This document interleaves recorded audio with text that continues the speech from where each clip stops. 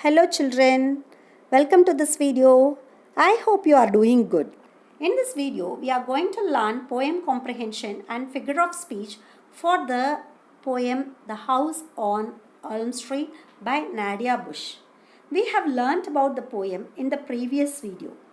I would like to give a short recap about the poem before giving the poem comprehension and figure of speech. The poetess Nadia Bush presents a photographic picture of a mysterious house. What is mysterious? What is mystery? That is something secret, which is hidden, not known, unknown, strange, and nobody knows what happens in the house. Why the poet says it is a mysterious house? She says it is a mysterious house because no one knows about the house. It is a haunted house. Haunted means it is a ghost house. That is, it seems to be alive only during night. More than that, it is standing alone. It is situated on Elm Street. And beside the house, there is a tree without leaves in all seasons. Even during night, light flickers on and off. And the tree which is beside the house neither grows tall nor gets small. So there are many rumors about the house. Even it tempts the poetess to enter it. She is also curious to know what happens in the house. So the poet says the house is a mystery. Let me read the poem once. It sat alone. What happened there is still today unknown. It is a very mysterious place. And inside you can tell it has a ton of space. But at the same time it is bad to the bone. At night the house seems to be alive. Lights flicker on and off. I am often tempted to go to the house to just take a look and see what it's really about. But fear takes over me. I drive past the house almost every day. The house seems to be a bit brighter on this warm summer day in May. It plays with your mind. To me, I say, it is one of a kind. Beside the house sits a tree. It never grows leaves, not in the winter, spring, summer, or fall. It just sits there, never getting small or ever getting tall. How could this be? Rumors are constantly being made, and each day the house just begins to fade. What happened inside that house? I really don't know. I guess it will always be a mystery. Look at the picture. You can see the picture. That is, there is a house, and beside the house is a tree. Both seems to be a mysterious one because no one lives in the house and no one knows what happens in the house, and only during night the house seems to be alive. And look at the tree. This is also a mysterious one because the tree neither grows tall nor gets small, and it is a tree without leaves in all seasons. So this tree is also a mysterious one. Let me read the lines that answer the questions. It sat alone. What happened there is still today unknown. It is a very mysterious place, and inside you can tell it has a ton of space. But at the same time, it is bare to the bone. What does it refer to? It refers to the mysterious house. Pick out the line that indicates the size of the house. And inside you can tell it has a ton of space. That is, it has large amount of space inside the house, plenty of space inside the house. What are the other questions can be asked in this poetic lines? These poetic lines are where is the house? The house is located on Elm Street. What is elm? Elm is a kind of a tree. Describe the inside of the house. It stood all alone with a ton of space inside, but bare to the bone. What is unknown to the poet? What happened inside the house is unknown to the poet. Is the house fully furnished? No, the house is bare to the bone, that is minimally furnished. Why is the house a mysterious one? No one knows what is happening inside the house, so it is a mysterious place. Next. I drive past the house almost every day. The house seems to be a bit brighter on this warm summer day in May. It plays with your mind. To whom does I refer to? I refers to the poetess Nadia Bush. Pick out the alliterated words in the second line. Just see the second line. The house seems to be a bit brighter. Be bit brighter. That is, B sound is repeated at the beginning of the words of these words. So B sound is alliterated. So be bit brighter. Pick out the alliterated words in the first line. That is drive, day. Drive, D sound is alliterated here. When does the poet drive past the house? The poet drives past the house every day. Every day the poet drives past the house. What is the season mentioned here? The summer season. So how can we say that it is summer season? Look at the third line. On this warm summer day in May. So the season is summer and month is May. What does the poet feel about the house? The poet feels that this house is one of a kind. That is, it is unique. What plays with our mind? The mystery of the house plays with our mind because it is something strange and something unknown. So the mystery of the house plays in our mind. Beside the house sits a tree. It never grows leaves. Not in the winter, spring, summer or fall. It just sits there, never getting small or ever growing tall. So just because there is no space, tall has come to next line. What does it refer to? It refers to the tree. In what way the tree is a mystery? The tree never grows leaves. The tree neither grows tall nor gets small. So the tree is a mystery. Other question, what is beside the house? A tree is beside the house. Are all the major seasons mentioned here? Yes, all the 4 seasons are mentioned here. Does the poet know the tree's mystery? She does not know what is happening inside the house. No, she does not know. Pick out the alliterated words in the 4th line.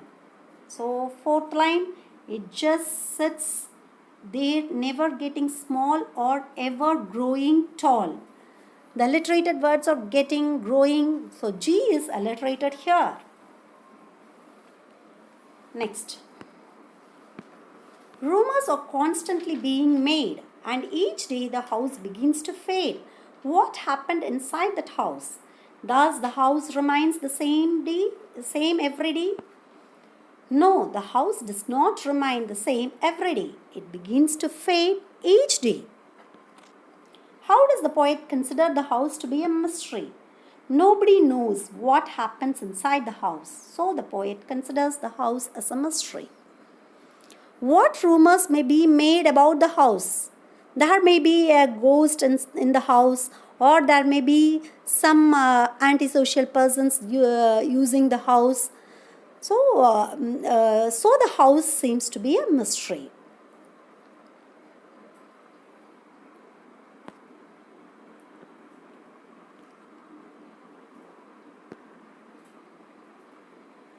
What happened inside the house? I really don't know.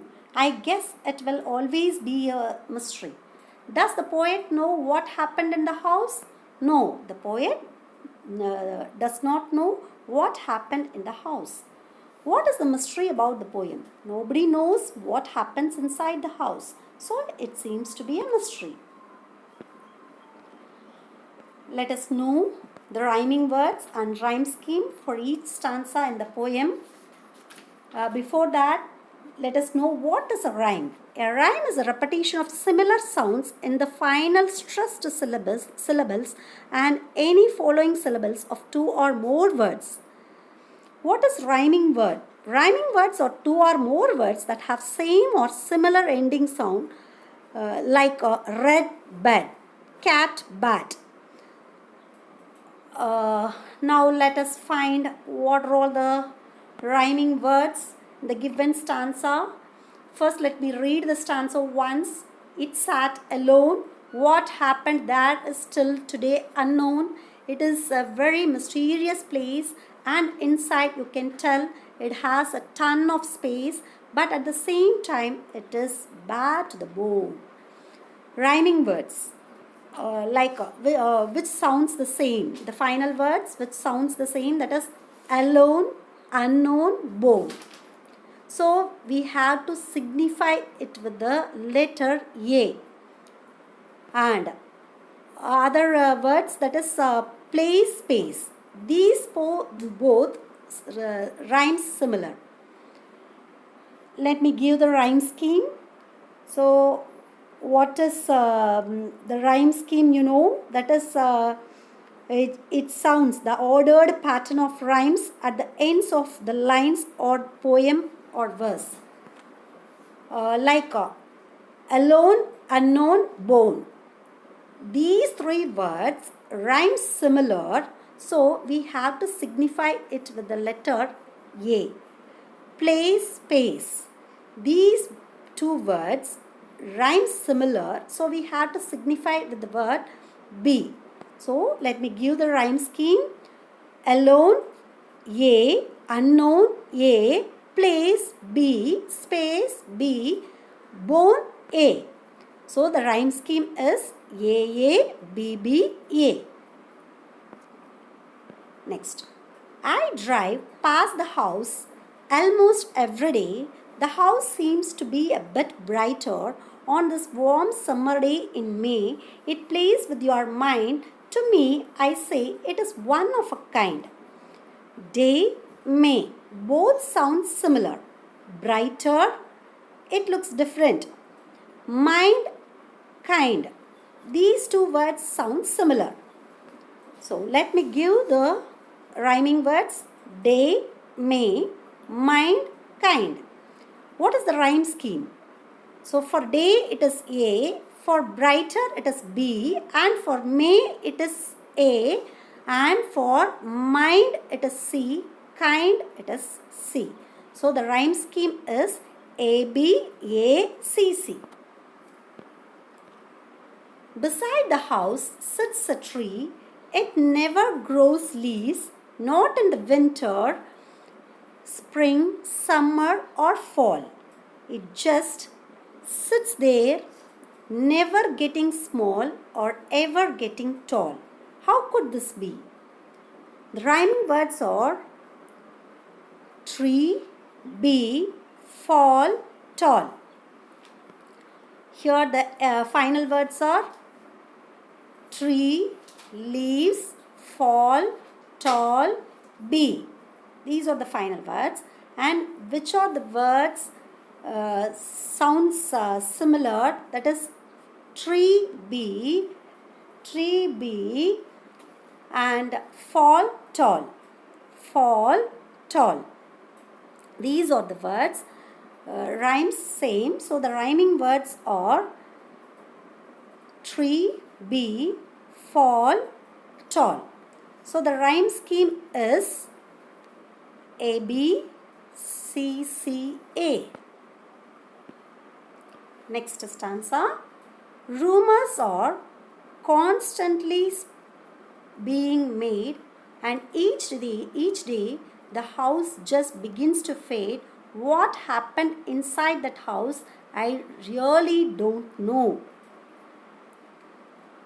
I guess it will always be a mystery. I guess it is always be a mystery.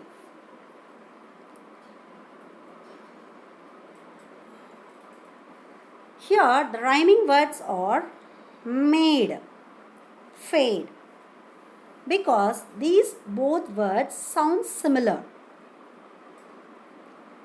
So the rhyme scheme for it is A, B, C, D. That is made, fade sounds similar. Made, fade sounds similar. House, no words related to house sounds similar. No, also it sounds different. Mystery also sounds different. So the rhyming words are made, fade, and the rhyme scheme is A, B, C, C. Sorry, A, B, C, D. Synecdoche. Next, let me give the figure of speech for the stanzas. Before that, let me tell what are all the figure of speech we are going to learn. That is synecdoche. It is one of the figure of speech. A figure of speech in which a part is made to represent the whole or vice versa. Example, the western wave was all aflame. Aflame. That is, the western wave is synecdoche as it refers to the sea by the name of one of its parts. That is wave. Wave is the part of the sea. So with that we come to know that the poet is telling about the sea. So it refers to the sea. In our poem, but at the same time it is bad to the bone. This line, the figure of speech for this line is synecdoche. So why it is so means bare to the bone refers to the house which is minimally furnished. Which is minimally furnished. Bare to the bone is a synecdoche as it refers to the house which is mysterious. No one can understand what is happening inside the house, in that house. Next, paradox. A figure of speech in which statement appears to contradict each other. Contradict itself, that is, to bring peace, we must war. So, in the given line, two words are given, that is peace and war. So, which are opposite to each other, peace, war. In our poetic line, in our poem, it just sits there, never getting small or ever growing tall. In this line, small, tall. So both are opposite to each other. So we can say that it is paradox. Next, number 2 here, a figure of speech that wherein the word imitates the sound associated with the object it refers to. It is defined as a word which imitates the natural sounds of things or actions. For example, meow, quack, water sounds like sprinkle, splash. So an example is given here. Pitter patter, raindrops on my pane. It is a nursery rhyme. What is pitter patter? A sound like that of quick light steps or taps. So likewise, here which refers to the sound, that is lights flicker on and off. Flicker, it imitates the sound, that is when the lights go off and on. So at that time we get a sound. So that is flicker imitates the sound. So we say that the figure of speech is onomatopoeia. Next, rhetorical question. A figure of speech in the form of a question that is asked to make a point rather than to elicit an answer. That is, we do not expect any answers from the given question. So such type of questions are called as rhetorical question. And what is so rare as a day in June? So in our poem, how could this be? That is, the poetess wonders how it is possible. She does not expect any answers from us. So she just asked the question, that is, how could this be? That's all. So in such case, we have to say that that kind of question is given in your poem, then it is rhetorical question.